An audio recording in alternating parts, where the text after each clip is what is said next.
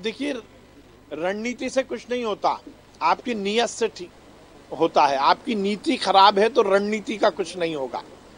आपकी नीति हिंदू विरोधी है, आपकी नीति जनता विरोधी है, आपकी नीति गरीब विरोधी है, आपकी नीति विकास विरोधी है, आपकी नीति मध्य प्रदेश विरोधी है। तो कमलनाथ जी, रणनीति से कुछ नहीं होगा, नीति ठीक करिए। नीति और नियत ठीक होगी तो रणनीति बनाकर षड्यंत्र करने की जरूरत नहीं पड़ेगी। 15 महीने में आपने एक भी किसान का 2 लाख का कर्जा माफ नहीं किया। मुझे आश्चर्य है कि आदमी झूठ भी बोलता है और शायद इसी को सफेद झूठ कहा जाता है। 15 महीने कांग्रेस की सरकार रही, एक किसान का 2 लाख का कर्जा माफ हुआ हो तो कमलनाथ जी जो बोलेंगे वो हम हारने को तैयार हैं। उन्होंने कहा था कि हम बेरोजगारों को रोजगार भत्ता देंगे। एक युवा बता दीजिए कि कांग्रेस की सरकार ने उसको बेरोजगारी भत्ता दिया हो। संबल योजना बंद, लाडली लक्ष्मी योजना बंद, मुख्यमंत्री कन्यादान योजना के पैसे नहीं दिए। भ्रष्टाचार के आखंड में डूबी हुई कांग्रेस की सरकार ने मध्य प्रदेश की अर्थव्यवस्था को डिरेल कर दिया। किस मुंह से कह रहे हो आप कि हमारी सरकार आएगी तो हम कुछ करेंगे? देखिए, गालिब ने कहा है, मन बहलाने को गालिब, ये ख्याल अच्छा है। अब देश में कहीं भी कांग्रेस की सरकार नहीं आने वाली। मध्य प्रदेश तो भूल ही जाइए। भारतीय जनता पार्टी की सरकार में जिस प्रकार से विकास के कार्य हुए हैं जनता ने देखा है, और कांग्रेस की विनाशकारी सरकार को भी जनता ने देखा है। कमलनाथ जी अपनी राजनीतिक हैसियत को बरकरार रखने के लिए इस तरह के बयान दे रहे हैं। कभी वो अधिकारियों को चमकाते हैं, कभी वो अपने कार्यकर्ता टूटकर ना चले जाएं उनको पुचकारते हैं। यदि कमलनाथ जी इतने सहृदय मुख्यमंत्री होते हुए हो जाते तो शायद ये स्थिति नहीं बनती। उस समय तो वो कहते थे चलो चलो, तो जनता ने भी उन्हें चलो चलो कर दिया और कांग्रेस के नेताओं ने भी उन्हें चलो चलो कर दिया। देखिए, जब एकता नहीं होती और जो सच नहीं होता वही दिखाना पड़ता है। मैं तो रोज सुबह उठकर ये नहीं बोलता कि ये मेरा भाई है, ये मेरी दोस्त है।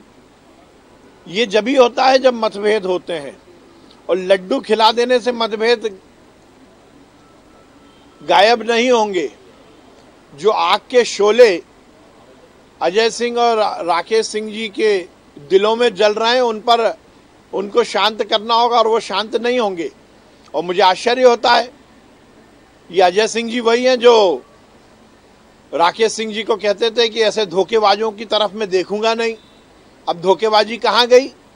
और ये राकेश चौधरी जी भी वही हैं जिन्होंने विधानसभा में अविश्वास प्रस्ताव के समय स्वयं उपनेता के रूप में खड़े होकर कहा था कि कांग्रेस ने और कांग्रेस के नेताओं ने राम का विरोध किया है, इसलिए मैं कांग्रेस छोड़ रहा हूं। या उन्होंने ये कहा था, इसलिए मैं अविश्वास प्रस्ताव का विरोध कर रहा हूं। तो राकेश चौधरी जी अब राम का विरोध करने वाली कांग्रेस में क्यों चले गए?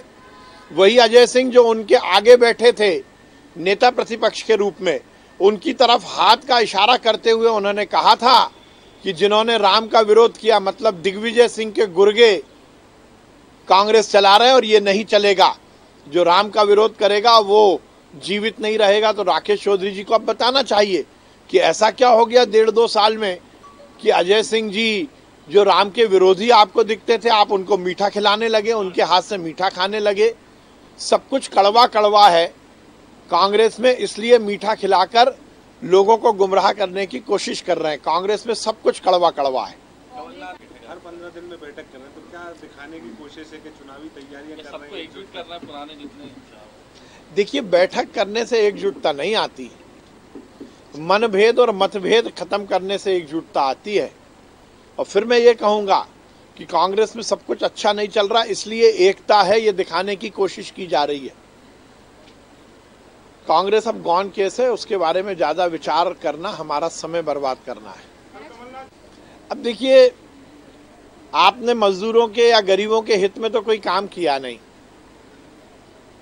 दिग्विजय सिंह हो या कमलनाथ हो, मुख्यमंत्री रहते हुए एक योजना बता दें जो मजदूर या गरीब के लिए हो। उनकी योजनाएं तो स्वयं के लिए या स्वयं के कार्यकर्ताओं के लिए थी। देखिए, अंतर है भारतीय जनता पार्टी की सरकार में और कांग्रेस की सरकार में।